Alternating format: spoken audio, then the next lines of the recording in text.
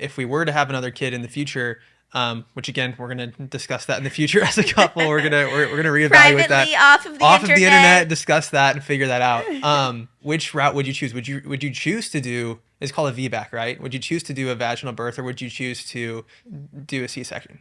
Well, the reasons that we chose C-section this time will still be present for the future. Oh, true. So I would do the same thing over Yeah, again. shoulder dystocia, 100%. But okay, put all that aside, right? Let's pretend that the shoulder dystocia never happened. Which route do you think was a better experience, I guess, for you? Well, saying that I wouldn't have had a shoulder dystocia the first Yeah, time. like if you could choose, if there was no shoulder dystocia, which I would one? do that. You do the vaginal? Yeah. You're kidding. Neither one is even remotely easy. Of course they're not. They're not. Yeah, they're both very difficult. So I'm just saying, I think that the way I felt afterwards.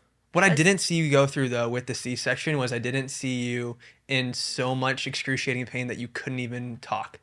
Because when you were in labor, you told me afterwards that, like, hey, Matt, you know how I wasn't talking? You're like, I was in so much severe pain that I couldn't even make a noise. It was and just that to me was like, holy crap. Like, I've been in some pretty severe pain before. When I had my back surgery, there was a moment after getting my tumor removed where I had this crazy pain in my back, and it was horrible, and I just started screaming. And my mom was crying, and, like, I was 12, and it was just, like, really scary because I was in so much pain. But I can't imagine being in even more pain than that, to where you can't even make a noise.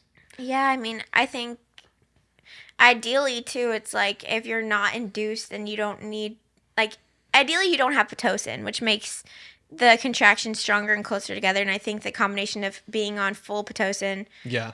with no epidural, that I think that intensity of pain is something that I will not experience any other time. Because it seems like with a vaginal delivery, all the pain is up front. It's in the beginning, and then it's There's like still pain afterwards, Yeah, but yeah. it's nothing. nowhere near what it's Yeah. like for the C-section. But with the C-section, you have none of the pain of beforehand, and it's just this slow, if drawn it's out. scheduled. If it's scheduled, but it's this slow, drawn out process after the fact where you're slowly recovering. Pain-wise, would you say that you would take, like, completely disregard the emotional side? Would you say the pain is more manageable with a C-section than the pain of birth?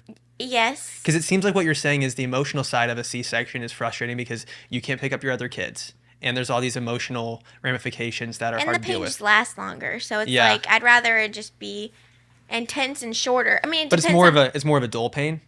Like, it's not. more dull than like a Yeah. a full labor contraction or pushing out of it.